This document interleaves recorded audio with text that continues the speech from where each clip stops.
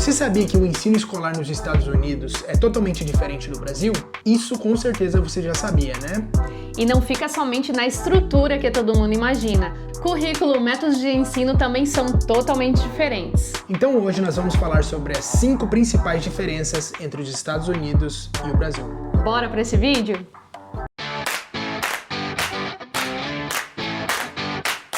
E aí, gente, sejam bem-vindos a mais um vídeo aqui no nosso canal. Se você ainda não nos conhece, eu sou o André. E eu sou a Jéssica. E nós somos o América em Família. Nós postamos conteúdos super legais, super relevantes aqui no YouTube, falando sobre os Estados Unidos, sobre regras, sobre leis, sobre tudo que está acontecendo aqui. E também a gente faz uns vlogs muito legais aqui no nosso canal. Então, se você gosta desse tipo de conteúdo, já se inscreve no nosso canal, curte esse vídeo, comenta aí embaixo se você tem alguma sugestão e também segue a gente lá no Instagram, né? É isso! Esse vídeo foi mais um tema sugerido por um dos nossos seguidores. Alguns seguidores já haviam pedindo pra gente falar sobre a diferença das escolas do Brasil e escolas dos Estados Unidos. O pessoal queria saber como que era o método de ensino, é somente a estrutura que todo mundo vê, né? Que é totalmente diferente. Isso vocês já devem ter visto em alguns filmes ou até outras pessoas que vocês seguem aqui, que o pessoal mostra bastante sobre escolas, essas coisas assim.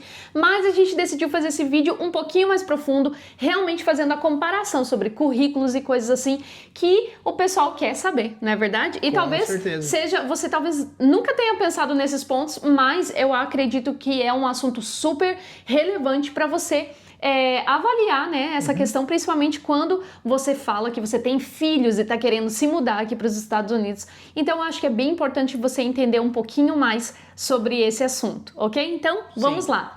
Então bora lá para o primeiro ponto que a gente colocou nessa lista, as 5 principais diferenças entre o ensino no Brasil e nos Estados Unidos. E a primeira delas é o currículo e a flexibilidade. Exato. Então, gente, aqui nos Estados Unidos o currículo ele varia muito entre estado para estado, porque vocês já sabem que aqui nós funcionamos com leis estaduais, né? Então, cada estado determina o currículo que ele vai colocar na escola e podendo mudar, inclusive, dentro de próprios distritos. Às vezes, dentro do mesmo estado tem vários distritos escolares. Tem alguns métodos diferentes. E pode ter métodos diferentes entre eles. Então, primeiro ponto que a gente fala é que quando você está escolhendo aonde você vai mudar, né? Aonde você está querendo morar, então você já começa a pesquisar a região ali. Por exemplo, nós moramos aqui no Texas, em Fort Worth, cidade de Fort Worth. Mas se você está querendo morar mais para Dallas, norte de Dallas, Frisco, né, que é uma das cidades mais famosas, McKinney, você tem que começar a procurar qual que é o currículo que é feito naquela região, né, naquele distrito escolar. Ele segue o currículo estadual ou ele segue o currículo distrital. Então, não tem como a gente especificar o currículo aqui para vocês, mas cada estado, né, e cada região tem o seu currículo específico. Alguns pontos aqui que a gente vê de diferença principal em relação ao Brasil é que, por exemplo, no ensino médio, né, que a gente conhece aqui como high school, as crianças podem escolher programas os quais elas já pegam matérias que são da universidade. Sim, então elas Advanced Placement, né? Isso, exatamente. E aí eles podem escolher matérias que eles vão eliminar na faculdade, né?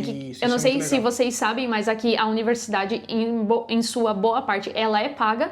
Então você paga por matérias. Então se você conseguir no seu ensino médio já eliminar algumas matérias, isso quer dizer que você está economizando, salvando dinheiro lá quando você for fazer a universidade. Então isso é uma coisa muito interessante. Inclusive, a nossa filha, que nem entrou no high school, vai entrar no próximo ano, ela já está fazendo matérias, ela está fazendo Spanish e matemática, um tipo de matemática, ela também está fazendo... Álgebra, que eles chamam, né? Isso, álgebra. Ela está fazendo, adiantando essas matérias para quando ela chegar no último ano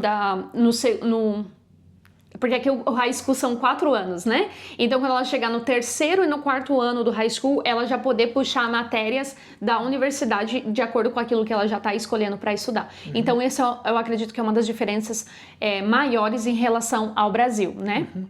E no Brasil eu acredito que o currículo é mais padronizado, né? Isso.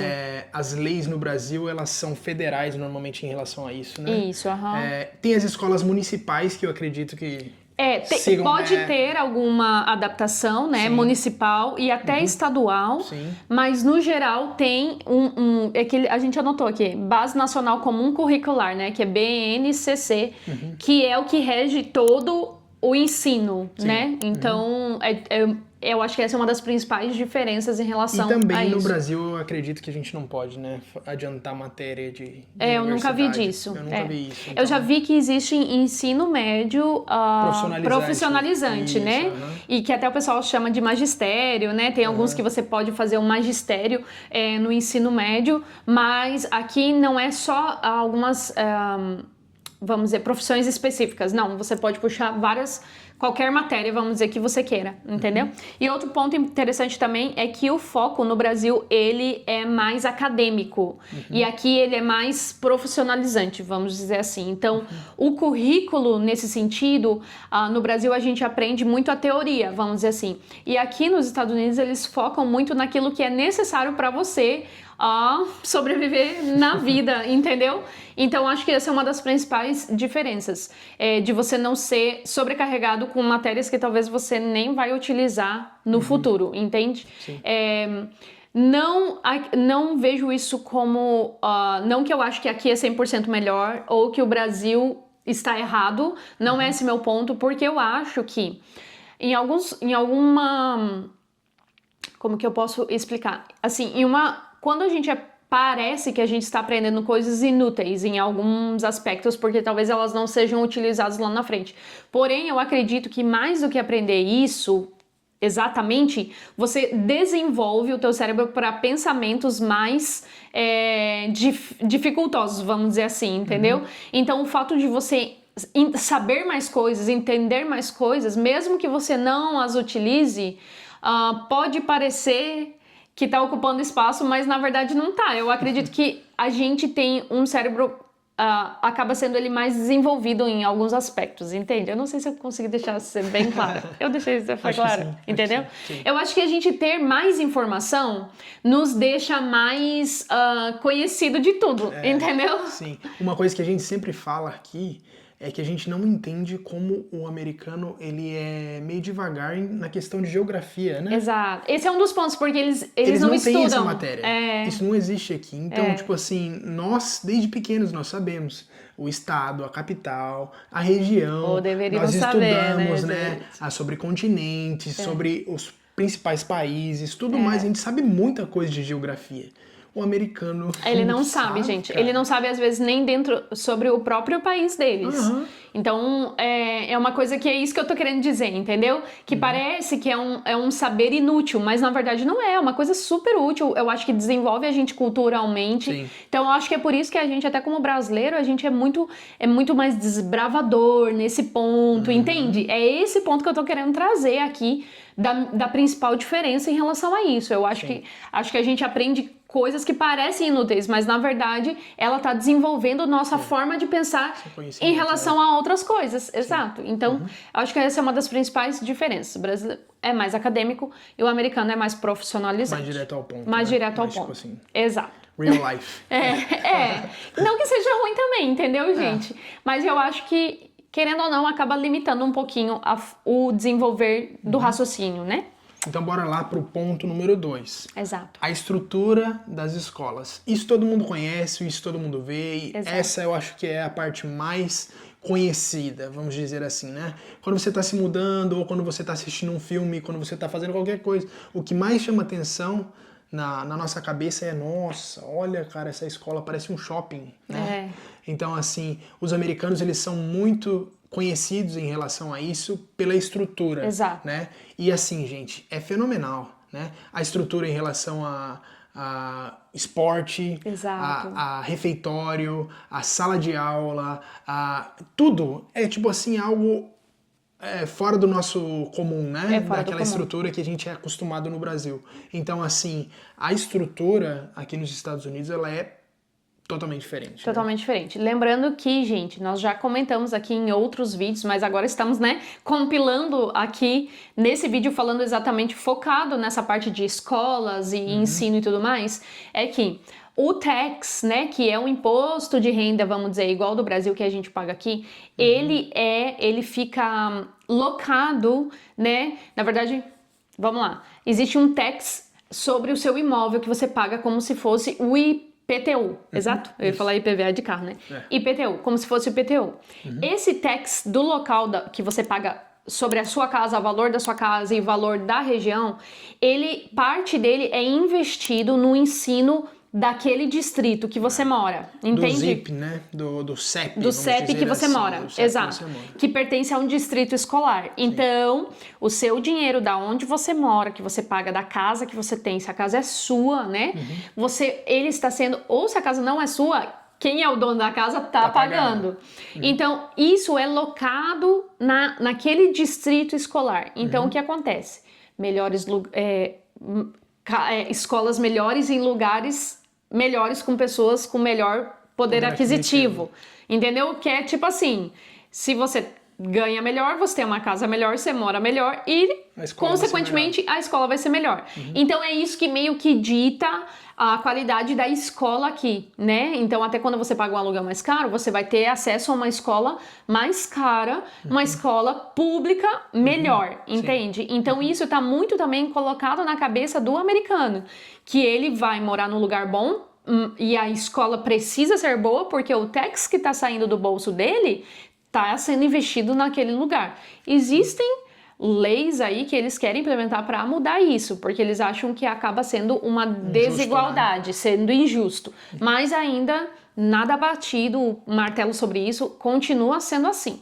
Então, quando a gente pensa em estruturas boas e escolas bem equipadas, é porque são lugares que são melhores, né? Também existem escolas mais simples e tudo mais, mas o que a gente vê é que existe um padrão, que mesmo assim esse padrão ainda é muito bom. Exato. As escolas são bem equipadas com laboratórios, são bem equipadas com bibliotecas, com salas com acesso a vídeo, coisas assim, tablets para a escola, para os alunos, é fornecido para os alunos. Então, essa estrutura realmente é investida. Alguns lugares muito melhores, outros lugares medianos, né?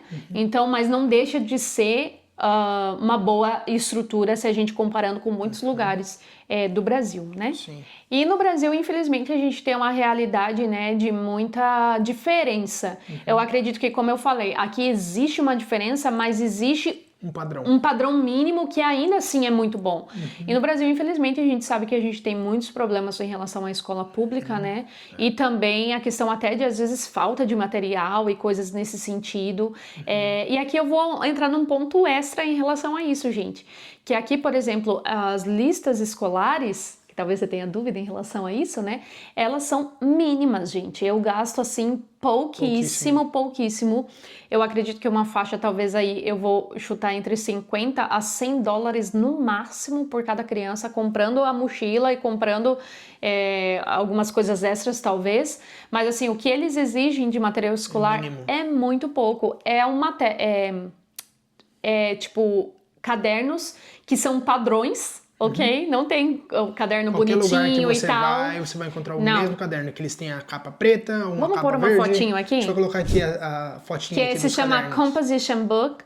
Ele é padrão para todo mundo, então você recebe a lista lá de material, tem lá 5 Composition Books. E tipo, uma caixa de lápis de escrever, um pacote de caneta azul, um pacote de caneta vermelha. E, gente, é muito simples, básico, é muito simples. E, assim, mesmo os meus filhos estudando, né, eles estudam em escola privada, os nossos filhos, o material também não é caro, gente, é a mesma coisa. Então, alguns, quando é menorzinho, eles pedem coisinhas a mais do tipo massinha, pedem giz de cera, né, coisas assim nesse sentido, mas mesmo assim é muito acessível. Talvez, vamos dizer, com a minha filha maior que, né, não precisa gastar tanto, eu gaste 50 dólares, porque às vezes tem alguma coisa diferente, uma calculadora, que daí também vai ser separado, um pouco mais caro, mas tipo, talvez com ela eu gasto 50 e com ele 100. Então é muito pouco, assim, a lista não é horrorosa, né? Então vamos lá agora para o ponto número 3, o método de ensino e o método de avaliação. Então, gente, aqui nos Estados Unidos, o método de ensino é mais voltado para o pensamento crítico e desenvolvendo o aluno como pessoa mesmo. Então, a prova, ela existe, mas ela não tem um peso tão forte como outras apresentações ou coisas nesse sentido. Eles trazem muito material de fora, por exemplo, vai muito em museu, coisas assim, para fazer realmente aquela coisa mais imersiva do ensino, né? A gente sabe também, gente, que isso varia muito no Brasil, né? Se às vezes teu filho estuda numa escola particular, alguma coisa assim, ou em algum estado que o ensino é mais, digamos assim, humanizado, você vai ter acesso a essas coisas também, né? A gente está fazendo, assim, um comparativo de acordo com um padrão, né? Que a gente conhece, mas pode ser que isso também tenha no Brasil e pode ser que algumas coisas tenham até mudado, né? Da nossa época e tudo mais, né? Já, né? Faz tempo. Mas o que a gente vê em relação ao Brasil é que o Brasil é uma coisa muito mais teórica e de memorização. Então, a prova, ela tem muito mais peso na questão da nota, né? E isso a gente vê aqui até em relação à questão à faculdade. Porque no Brasil, o acesso à universidade, né, ela é feita através do quê? De uma prova, certo? E você precisa memorizar e ter a parte teórica bem gravada para você ter acesso à universidade. Aqui não funciona dessa forma. Aqui é uma construção do seu currículo e uma nota chamada GPA, que eles chamam, que é a nota que você vai construindo conforme os anos escolares, né? E aí aquilo vai te dando o acesso vai te dar um bom currículo para acesso à universidade, para ser aceito na universidade. Então é uma construção, na verdade, que você faz, né? Não é simplesmente a prova. Não é simplesmente a prova, nem existe prova, gente. Não existe prova, como que é? Vestibular para entrar na universidade, entende? Na verdade é uma construção. E outras coisas também que eles avaliam, né? O comportamento do aluno e tudo mais, que você tem cartas de recomendação vinda da escola, questão do esporte, como que... E aqui também é um ponto importante a gente falar, né? Não adianta você ser um bom jogador e não ser um bom estudante. Não adianta. As coisas, eles são cruzadas. Para nós que vemos esportes, assim, por exemplo, eu não acompanho muito, mas futebol americano, basquete, todas essas coisas assim, tem muitos jogadores ali que eles são engenheiros, Exato. São doutores, eles têm uma médicos, profissão. Eles têm profissão, gente. Exato. Então não é assim, o cara é bom só, entendeu? Além do cara ser um bom jogador, ele é um bom aluno, ele foi um bom aluno. Então, ele precisa ser, porque eles equivalem muito isso, né? E tipo, porque o que a gente vê eles jogando hoje no nível profissional, eles estão jogando há muitos anos já, desde o high school da escola, depois é convidado para a universidade, e aí jogam nas bases das universidades, que existem campeonatos enormes aqui, gente, das universidades de jogos e tudo mais. Isso é uma coisa muito, muito, muito forte aqui nos Estados Unidos. Eu acho que se existem dois meios assim que é para você conseguir boas bolsas na universidade, é através de esporte e através da música. Então, e isso aqui é incentivado desde pequeno, enfatizado mais no middle school, né? Ou que eles chamam, como que é o outro nome que eles dão para middle school também? Intermediate, né? Que é a transição ali do elementary pro high school, que é a 7ª e a 8ª série. Ali já começa a introdução em esportes, né? E no high school aí, gente, é competição, é uma coisa muito, muito enfatizada aqui, muito forte. Então, realmente são meios, né, de você acessar a universidade e conseguir bolsa, ser convidado para a universidade. Então, existe forma, assim, de você pagar menos, né? Mas, no geral, a gente tá falando uma maneira geral, né, em relação a isso. Eu esqueci de falar também, um ponto é que aqui a questão da avaliação também é feita por testes que são feitos, eu não sei se cada 6 meses ou a cada 1 ano, depende muito de como é feito, que são testes que avaliam os alunos de um modo geral, o ensino de um modo geral, né? Eles têm o STAR Test, tem outros nomes também, SET também, exato, que eles fazem essa avaliação, então é como se fosse um Enem, vamos dizer assim, só que é feito anual, desde, se eu não me engano, a partir da 3ª série, eles começam a fazer esse teste com as crianças e aí eles vão avaliando como que o ensino está sendo, o que precisa ser arrumado, o que precisa ser melhorado. Então essa é uma das diferenças grandes, que o ensino é avaliado desde pequeno. Então bora lá pro quarto ponto desse vídeo, que é algo assim totalmente diferente para nós. Né? Quando a gente chegou aqui, a gente pensou, caramba, mano, é muito tempo. Exato. Que é o turno escolar. Exato. Né? Nós crescemos, eu estudei em escola pública, a Jéssica também, era normal a gente ir de manhã pra escola, das 8 a 8, 11h30, 7h30, né? 7h30, 11h30, né? Meio-dia, chegava em casa. Eu estudava das 7 a meio-dia, minha escola era puxada. Com o almoço pronto, então assim, era comum, né, na nossa infância um meio período. Isso, E ou aqui, de manhã ou à tarde. tarde. Ou à noite, né, no ensino médio também. E aqui nos Estados Unidos é totalmente diferente. Exato. Aqui a gente tem o turno que ele é integral, né? É um integral que não é muito integral, não gente. Não é muito integral, mas ele chama integral. Porque na nossa cabeça, o integral era como quando você estuda numa escola particular no Brasil, por exemplo, o seu filho estuda numa escola, se você quer turno integral, ele vai estudar das 7 da manhã às 6 da tarde, ou alguma coisa assim, que você vai sair do trabalho e pegar ele, certo? Aqui o turno integral não é bem integral, mas na média, aí as escolas elas começam às 7 da manhã e terminam 1, ou 8 e terminam 2, 3. Então, cada escola, cada distrito tem o seu horário, mas sim. Mas é uma média sempre de 7 a 8 horas por dia que o aluno fica na escola. Exato, é uma longa jornada, então eles chegam cedo, tem a educação física, né, que eles chamam de PE, e eles almoçam na escola, tem tempo de snack na escola, no caso dos menorzinhos, tira uma sonequinha na escola também, né, tem um tempinho ali, um período de dormir, mas realmente o currículo ele é mais extenso mesmo do que a gente está acostumado no Brasil, né? Não chega a ser um integral que a gente conhece no Brasil, que é das 7 da manhã às 7 da noite, por exemplo, mas é um mais extenso do que o meio período que a gente está acostumado no Brasil. Eu lembrei de falar aqui em relação a esse ponto sobre o after school também, que algumas pessoas me perguntaram. Jéssica, mas e se o meu filho estuda das 8 às 3, mas eu preciso trabalhar até às 6? O que tem nesse período de 3 às 6? Algumas escolas, nem todas escolas, se a escola não oferece, ela tem parcerias com lugares que oferecem, que é o programa de after school, né? Que é um pós-escola, vamos dizer assim, né? Que são programas, geralmente, eu confesso que eu nunca vi que existam não pagos, ok? Pode ser que exista, gente. Se alguém souber de alguma coisa aí, comenta. Mas geralmente é um valor pago, né? Ou você paga para a escola ali, que existe um programa dentro da escola que o seu filho só vai deixar de... Quando acabar a última aula dele, ele vai migrar para esse programa dentro da escola mesmo ali. E se a própria escola não oferece aquilo ali, ele vai ser levado por um ônibus que vai estar esperando os alunos, e esse ônibus vai levar para esse after school, que vai ficar em outra localização. Então você vai deixar o seu filho numa escola e vai pegar em outro lugar, certo? Esses programas geralmente são pagos, uma média de 100, 150 por semana, vai depender do lugar, do after school que você escolher. Você também pode não querer o after school da escola, mas escolher um outro que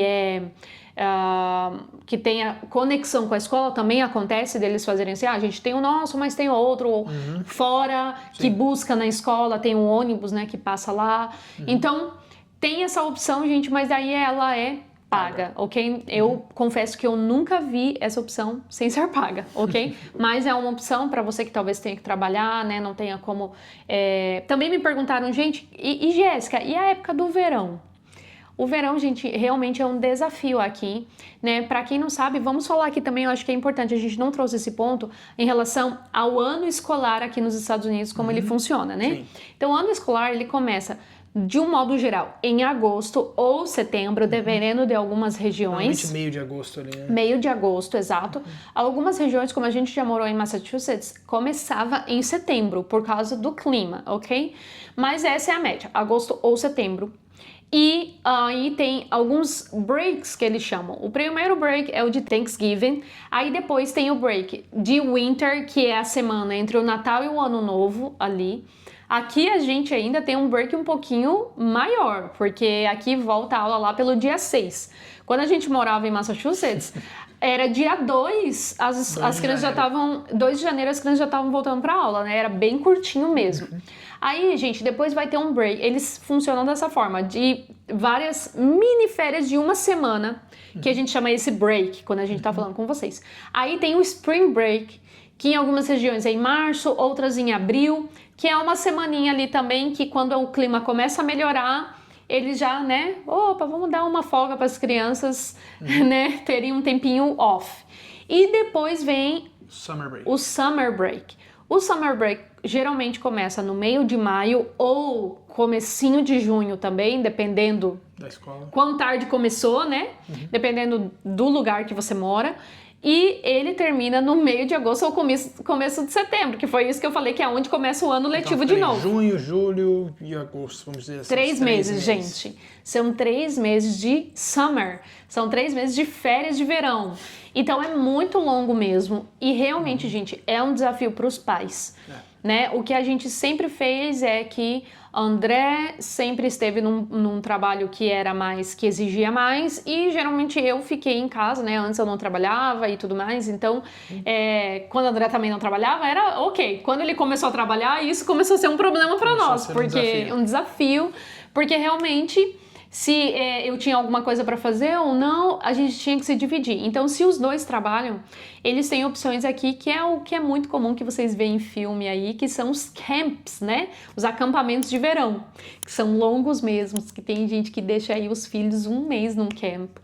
Eu acho desafiador, gente. Eu não sei não é muito a minha vibe, mas é uma vibe bem americana. Tem escolas que oferecem programas que também são pagos, que você pode deixar durante o dia, às vezes 3, 4 dias a semana.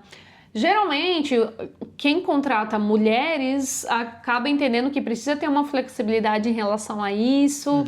Gente, é desafiador. Não vou dizer que não é, porque é sim.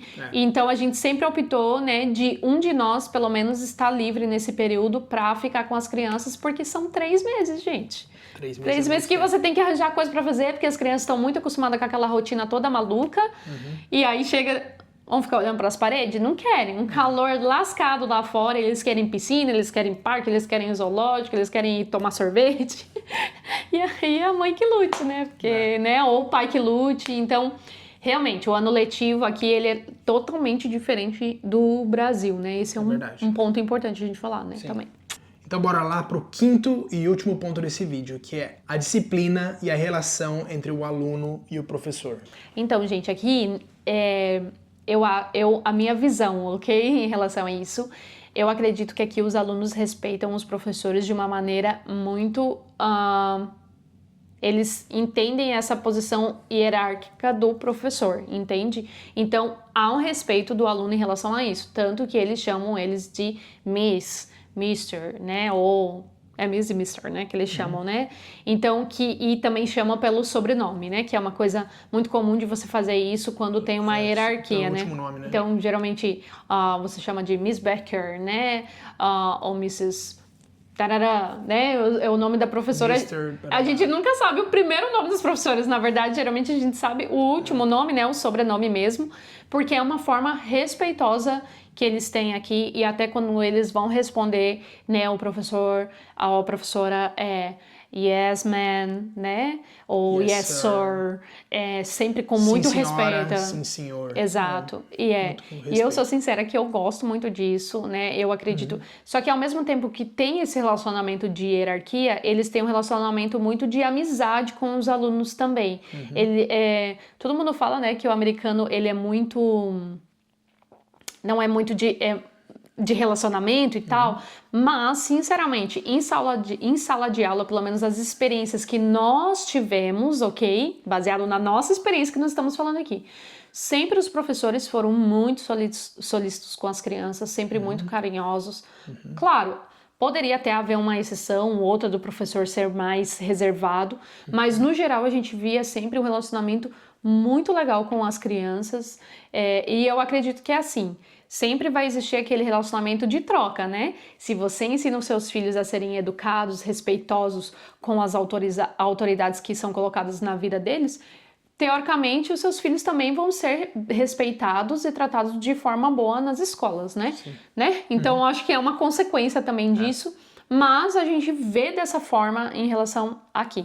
Uma outra cultura que a gente vê aqui também, qual que é? É que os pais se envolvem, eu acredito que muito mais do que no Brasil, nas escolas, nas atividades escolares, né?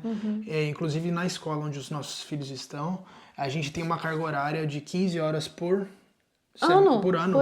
Que a gente precisa bater, né? Como Servindo, voluntário. Como voluntário na escola. Então, assim, com todas as atividades que existem lá, as mais diversas. Tem jogo, vai ter uma apresentação, vai ter um teatro, precisa de alguém para desmontar, precisa de alguém para limpar, precisa de alguém para fazer isso, precisa de alguém para ajudar nisso. Então, assim, existe um envolvimento muito grande dos pais com a escola. Exato. Assim, eu não me lembro do meu pai e da minha mãe se envolver tanto com atividades no Brasil, a gente pelo menos, a gente é de Curitiba, né? O pessoal às vezes pergunta, nós somos Curitiba, Paraná.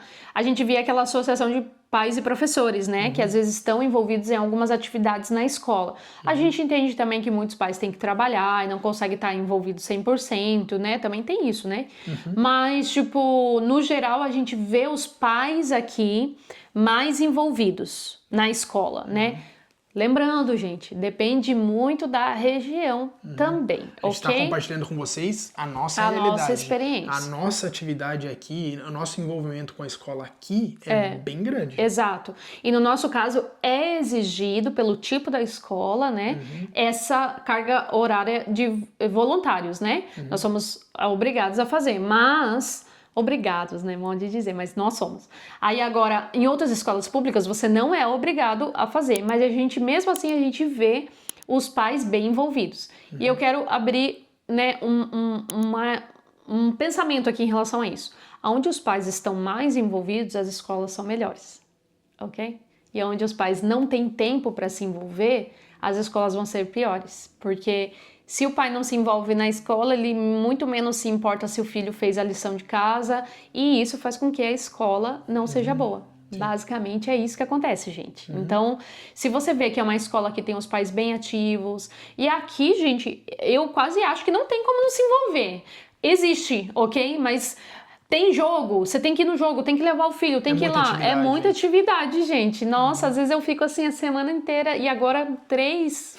Meu Deus, tem dia que assim, tem que ir no jogo de um, tem que levar não sei o que no outro e tal. Essa semana que vem, por exemplo, eu tenho tem 2 apresentações de coral e mais um track, gente, de corrida. E assim, você fica tipo, meu Deus, tem que ir lá, tem aqui, tem horário, não sei o quê. Então, tem muito esse envolvimento. E mesmo a gente, às vezes, né, sentindo assim, ai, não sei, sou imigrante, o inglês, não sei o quê. Eu sempre me senti muito bem, welcome por eles. E é sempre uma experiência muito boa. E é um desafio também. Eu te desafio você também a se envolver com isso, se mostrar. É uma forma até de você desenvolver o seu inglês, conhecer pessoas, saber com quem os seus filhos andam. Então é muito legal isso também, né? E comparando com o Brasil, né, que a gente falou sobre respeito e tudo mais, eu acho que é um desafio muito grande para um professor no Brasil em relação a respeito, né? Exato. A gente tem visto muitas situações tristes, né, em relação a isso, de alunos desrespeitosos, que não respeitam a autoridade. Isso também acontece aqui, gente. Não tô falando que só acontece no Brasil. A gente vê também situações aqui, né? A gente tem filmes, né? Aqueles filmes que os meninos querem bater no professor. Isso acontece também. Acontece também, mas eu acho que não é tão intenso, né? Tão, assim, normal. Não é uma cultura, entende? Né? Mas no Brasil, infelizmente, eu lembro na minha época de quão desrespeitosos amigos eram com professores, né? A aula começava às 8h10 e todo mundo pra fora, o professor tinha que ficar gritando pra fora pra chamar aluno, né? Os alunos entravam, o professor pedia pra sentar, ninguém sentava, aquela gritaria, respondia o professor, gente, era muito triste, né? Então, assim, isso é um ponto que a gente olha como positivo aqui, né? Que as crianças, desde pequenininhos, eles aprendem a respeitar, aprendem a dar, né, autoridade, né, para aquelas pessoas que estão demonstrar autoridade para aquelas pessoas que estão ali na frente ensinando, né? Exato. E é isso, gente. Não que a gente queira mostrar que os Estados Unidos é perfeito, porque também tem os seus muitos defeitos, né? Se você, às vezes, olha só de fora, talvez você ache que há uma perfeição, mas não há. Quando a gente está aqui dentro, quando você lê noticiário, quando você vive aqui, você vê muita coisa que você fica de cabelo em pé também. Também tem problemas, como outros lugares. A gente só quis trazer esses 5 pontos realmente para vocês entenderem a questão do currículo, currículo, como funciona os horários, como funciona, como é essa questão de respeito, como as coisas são impostas na boa parte, né, das coisas, mas não quer dizer que aqui é melhor ou pior do que o Brasil. Até esses tempos atrás uma pessoa me perguntou isso em algum comentário dos vídeos e eu falei assim, se você tem um filho que estuda em escola particular no Brasil, talvez ele vai ter acesso a coisas muito melhores do que numa escola pública aqui, entende? Então, vai depender muito. Nós temos um ensino no Brasil, em alguns aspectos, em escolas boas, muitas escolas boas no Brasil. Então, eu não tiro crédito nenhum de ensino do Brasil aqui nesse vídeo, que fique muito claro, porque, inclusive, eu estudei minha vida toda em escola pública, entende? Toda a vida, e eram escolas boas, eram escolas que prezavam por um bom comportamento. Então, assim, não quer dizer que aqui seja perfeito e o Brasil seja imperfeito de forma alguma. Até eu tenho meus pontos em relação a isso, porque se seu filho estudar numa escola particular no Brasil e você vir aqui e não escolher um bom lugar para ele morar aqui, para morar aqui, ele vai ter acesso a uma escola horrível aqui, que vai ser totalmente diferente do Brasil.